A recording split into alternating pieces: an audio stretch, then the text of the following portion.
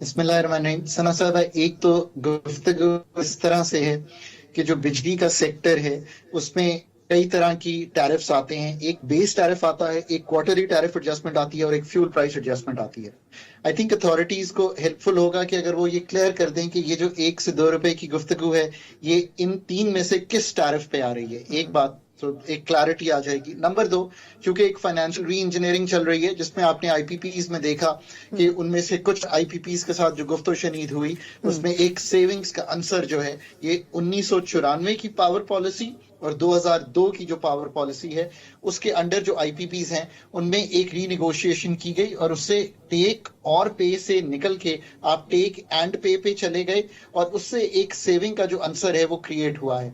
याद रखिए कि टोटल 104 जनरेशन प्लांट्स हैं पाकिस्तान में, जिसमें से जो 86 हैं वो आईपीपीज हैं और 18 जो है वो गवर्नमेंट की तहवील में। अभी तक जो टर्मिनेशन हुई है वो 5 आईपीपीज की हुई है सिर्फ, और जो टैरिफ रिडक्शन हुई है वो 14 आईपीपीज की हुई है। सो ये इसकी मद में आपको एक अगर रूम मिला है तो ये एक अच्छा रूम है जो आपने पास ऑन कर दिया। और कुछ टैरिफ रिडक्शन 8 आईपीपीज जो हैं बगास के उनमें भी हुई है। So we have a long way to go in terms of this. 1-2 रुपए के आगे भी आप जा सकते हैं। So I it would be really really helpful कि हुकूमत अगर अथॉरिटीज कंफर्म कर दें कि कहां हुई है। आईएमएफ तो इस पे आसानी से मान ही जाएगा अगर आपने एक ओवरऑल जो रेवेन्यू रिक्वायरमेंट है मुल्क की वो कम कर दी in terms of cost of producing the electricity. तो आईएमएफ इस पे ना मानने वाली कोई बात होनी ही नहीं चाहिए थी। आई एम ग्लैड कि वो मान ही गए हैं।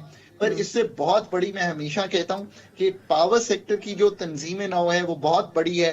और आई रियली रियली होप कि प्राइवेटाइजेशन का एजेंडा, पॉलिसी फ्रेमवर्क्स ठीक करने का एजेंडा, 2015 की जो पावर पॉलिसी के इस वक्त जनरेशन चल रही है उसमें से बचत, डिस्कोर्स को प्राइवेट तहवील में देना, रेगुलेटरी फ्रेमवर्क्स ठीक करना, आई रियली रियली होप कि that is the real agenda. एक वक्त है, एक स्पेस है आपके पास। आप मैक्रो स्टेबिलिटी जिसको कहेंगे शॉर्ट टर्म में अफरात ज़र कम हुई है, पाकिस्तान की जो एक्सटर्नल का खसारा है वो संभल गया है, आपने जो रिजर्व्स का बिल्डअप है वो 11-12 अरब डॉलर का कर लिया है। Now is the time to really really deliver on all these things so that आप इंडस्ट्रियलाइजेशन की तरफ आगे बढ़ सकें, आप फार्मिंग को कम जो कॉस्ट है उस पर डूइंग बिजनेस की एक सतह फराहम कर सकें, और सर्विस सेक्टर जो बढ़ रहा है पाकिस्तान का अच्छी, उसमें 3.5 अरब डॉलर के करीब की एक्सपोर्ट जो है वो लग रही है, उसको बढ़ावा दे सकें। ये एक टिप ऑफ द आइसबर्ग है जो एनर्जी एफिशिएंसी से मुल्क में फायदा हो सकता है। सब्सिडी को निकालें, जो क्रॉस सब्सिडी है इंडस्ट्री पे उस पर भी निकलना चाहिए। जो आपको इस वक्त सब्सिडी दे रहे हैं उसको टारगेट करना चाहिए ताकि आप फुल कॉस्ट ऑफ सर्विस पास कर सकें। ये सारे काम जो हैं, और फाइनेंशियल री इंजीनियरिंग और भी बहुत किस्म की हो सकती है। अभी ये भी बात हो रही है कि 1250 अरब बोरो करके जो महंगे कर्जे हैं उनको खत्म कर दें और सस्ते कर्जे लेकर उसको फाइनेंस कर दें। ये अच्छी चीजें अच्छा, हैं। लेकिन सर माजरत आपकी बात काट रही हूँ, अगर थोड़ा सा इसको हम और सिंप्लीफाई करें तो गवर्नमेंट ये कर तो रही है, लेकिन एक तो ये कि फरमाइएगा कि ये जो, वैसे आपने शुरू में जो बात की थी कि किस टैरिफ में है, तो खबर तो यही आई कि जो बिजली का बुनियादी टैरिफ है बेसिकली उसमें कट डाउन होगा। अब आप बेहतर बता सकते हैं कि बुनियादी टैरिफ से क्या मुराद है, लेकिन कट डाउन उसमें करने जा रहे हैं। अच्छा, मुझे इससे थोड़ा सा सिर्फ इसको इलॉबरेट कर दें कि इससे आपके ख्याल में ये जो कारोबारी तबका है या जो इंडस्ट्रीज हैं वो कितना फ्लोरिश हो सकेंगी, क्योंकि कहा जा रहा था कि जी इंडस्ट्रीज बंद हो गई हैं, तो क्या इस मामूली से डिफरेंस से इंडस्ट्रीज में कोई नई रूप फूंक सकेगी गवर्नमेंट?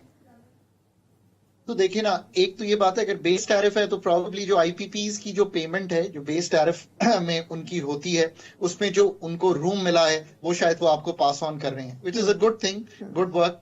अच्छी बात है कि अथॉरिटीज ने ये काम किया है और आईपीपीज जो पुराने हो गए थे, बंद हो गए थे, उनको बंद कर दिया है, रीनिगोशिएट कर लिया है, डॉलर डिनोमिनेटेड रिटर्न से निकल गए हैं, सो आपको वहां पे मिल गया। देखिए इस वक्त जो बेस टैरिफ है वो 27 रुपए या 28 रुपए के करीब है। उसमें ये 2 रुपए अगर कम हो जाते हैं, 1 से 2 रुपए, अब इसका एक बेनिफिट जो है वो इंडस्ट्री को भी पास ऑन हो जाएगा।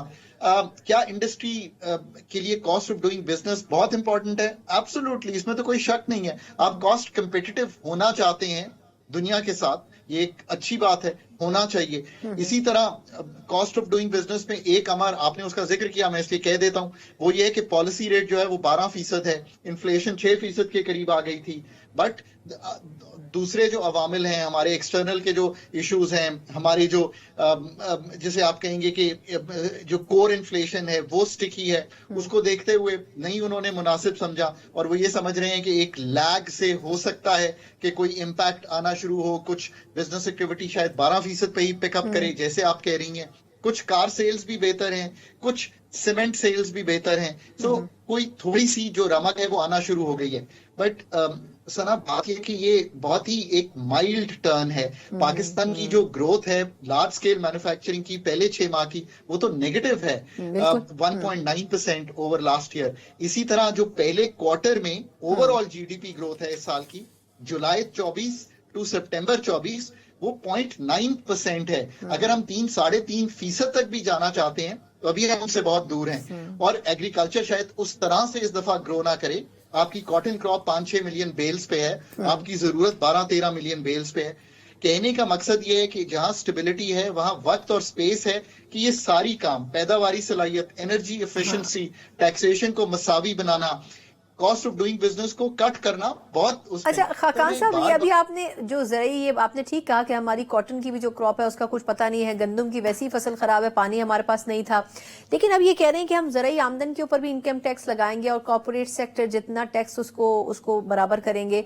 अब ये बताएं कि वो आपके ख्याल में ये दुरुस्त फैसला है कि ऑब्वियसली जमींदार तबका तो पाकिस्तान में काफी मौजूद है, लेकिन क्या इससे बेनिफिट हासिल होगा या उल्टा नुकसान होगा?